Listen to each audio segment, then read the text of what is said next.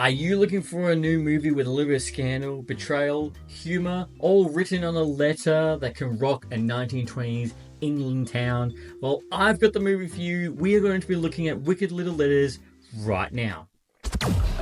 Welcome to the Lights, Camera, Rant Podcast. Your source for the latest on movies, TV shows, and video games.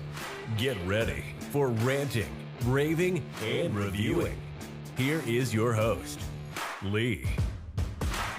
Hi Ranters, welcome back to another movie review, and as mentioned, we are going to be looking at Wicked Little Letters. Now, this is obviously not usually what we review.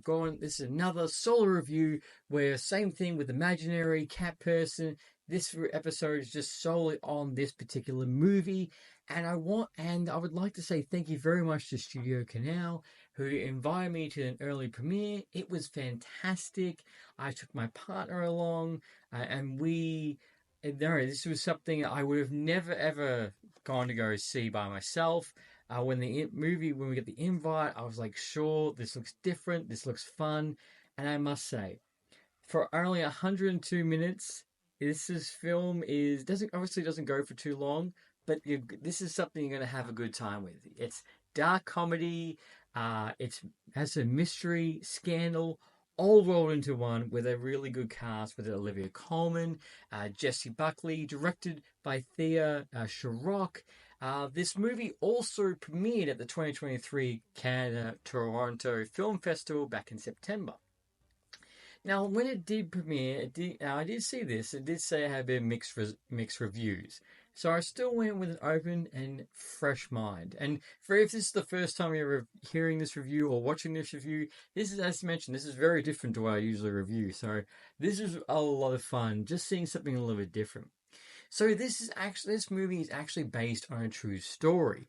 Now, this true story, it's one of those stories that just faded into time, and it was something that's not coming to light very often.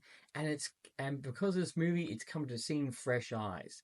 So this movie takes you back to a time where there was no Facebook, no Twitter, no Instagram, barely a newspaper, if you will. So when a scandal happened, the whole town heard it, and it rocked everybody. And this is also a time where there wasn't a lot of profanity said when you were talking. You were either the role of a man or a role of a woman. Do the right Christian thing, do the right thing. And obviously the people that were rough as guts and would swear, the people at the pub, you wouldn't be seen with them. It's that type of time, and it's funny when you're watching it, which I found myself. I was looking, going, "Geez, it's so different now." You can go on Facebook, you can go on Twitter, Instagram, you can say whatever you want, and that person that swears is completely different to what you'll meet in person, and entirely. And nearly everyone swears. It's almost more uncommon now when you meet someone that don't swear at all. You think, if someone doesn't drop the F bomb, or if someone doesn't say something, you're like, oh, you haven't sworn. Like, you notice it more than opposed to the difference in this movie. So the story focuses on Edith Swan and Rose Gooding, in which Edith Swan she's a very good Christian girl. She's with just her mum and dad, and she's always trying to do the right thing. On the flip side, Rose Gooding is not married. She's got her partner and she's got her kid. And obviously, when you don't have a kid and you're not married, then it raises questions.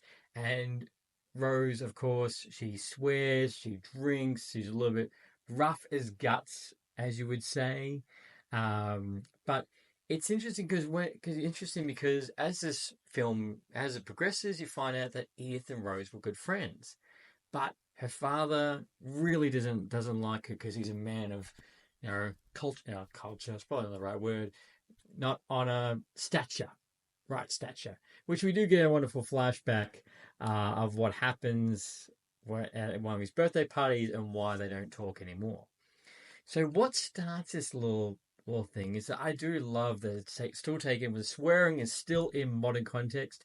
It's not swearing back at that time like it's modern day swearing. And these letters start appearing to Edith, and which, you're beep, beep, beep, beep, beep, beep. You're an F this, S, whore, everything under the sun.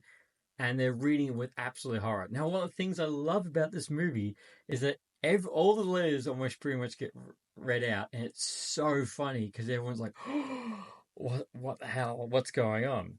So, how this goes out is that they get the letters, and Edith and her father, um, her father, which is played by Timothy Spiller, who was Peter Pettigrew from Harry Potter. I was watching the movie and I'm like, you know, when you look at someone and you're just like, what are you from? What are you from? There's something I can see you from. And I know he's been in multiple different things. He's got nearly about 60 movie credits. And not only was he in Harry Potter, but he was also in Alice in Wonderland. But I was looking at, okay, yeah. So the first thing I did was, as soon as I finished the movie, I looked up and saw, I was like, I know who you are now. So essentially, the dad is just an absolute dick through the entire movie. He treats Edith horrible. And as I'm going to tell you, spoilers, spoilers, spoilers, left, right, and center. So if you've gone to this point, definitely go see it. It's funny. It's different. Plot is a little bit predictable, if you will. But if you don't care about spoiled, keep going around, and we're going to dive a little bit more into the story and why it's an absolute must see now that it's out in cinemas, especially if you take your partner. Now, you find out the dad's an absolute dick through the entire thing, and it's horrible. So what happens is Edith, she goes and does the same with the police. The police are absolutely useless. Of course, they're all men. I understand that. And they don't really care. They just want to pin it on the person. And because Rose is different in the town, they just blame her instantly. It is her.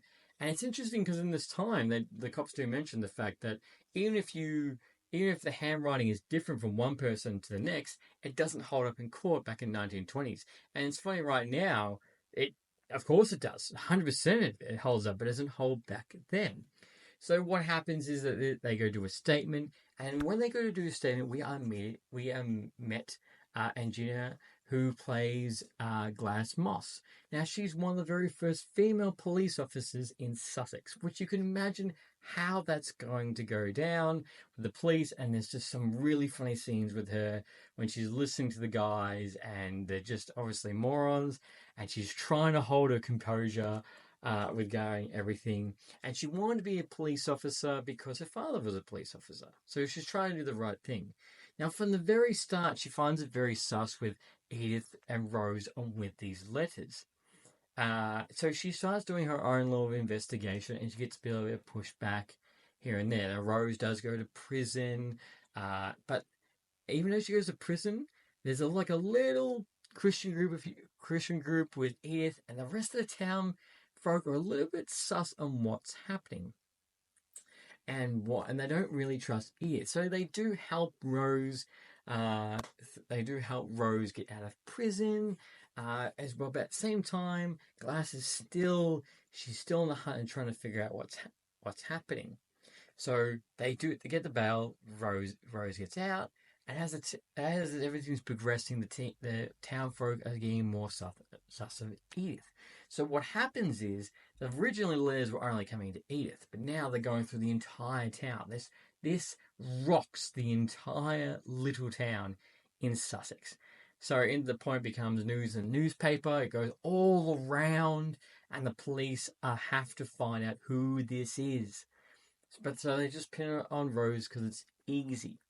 And then we get this, and it's a little bit sad because she does, Rose tries and does the right thing. She doesn't know why this is happening to her or what's happening. She's just lived her life the best she can, and people dislike her for it, and she's just trying to do the best she can with her daughter. And how this results into is they go to court regarding the whole thing because the letters are still happening. The court case needs to go. Now, as it's progressing, we also get Edith. We get this wonderful thing where, spoiler, Edith is one writing letters, and it's an absolute split personality she has. She's lovely. She's very nice. Does all the right things, but she's doing this split personality with the letters. And the story is like, it wasn't like a, oh my god, how could it be Edith? It was like there was little hints all the way through the film pointing to Edith. That probably halfway point of the film, you're still looking, going, oh, who could it be? Who is it? And I was still like, were they? And as soon as it was revealed to be Edith, my partner Maddie, she looked at me and goes, I knew it, I knew it, I knew it was her. And but all this, we're absolutely laughing through the film between Gladys's reaction to the blokes being idiots. Every time someone reads out the letters, it's hilarious. Um, uh, Olivia Colman and Jesse are like the MVPs of this movie. They carry it all the way through. And there are some sad points between Rose also having to her father. Oh, sorry, father. What happened to her husband? She lied about it. A little bit of friction there. And you also find out, as again, the dad's being a dick. He's the one who called child services on Rose a little bit earlier on, and he's also the one who told Edith's first love or lover that she's going to marry to go on because he didn't want his child to leave the house. And in between this, Edith also sends a letter that kills her mother. That's right, these letters of just swearing, because it was so uncommon, could bring someone to have a heart attack and go on their deathbed. It was like, holy shit. Just watch it, was like, that's the difference it can be. Now, some of the sets in this have done a fantastic job on the setting of 1920s. There's a couple of scenes where they're on the beach, which is absolutely beautiful to look at.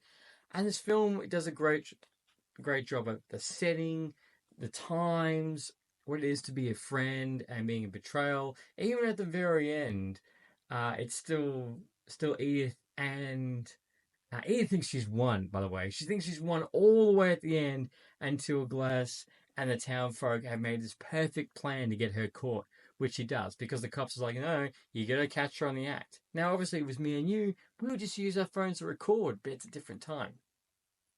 So this film doesn't feel too long. It keeps a steady pace all the way through. There is no low points.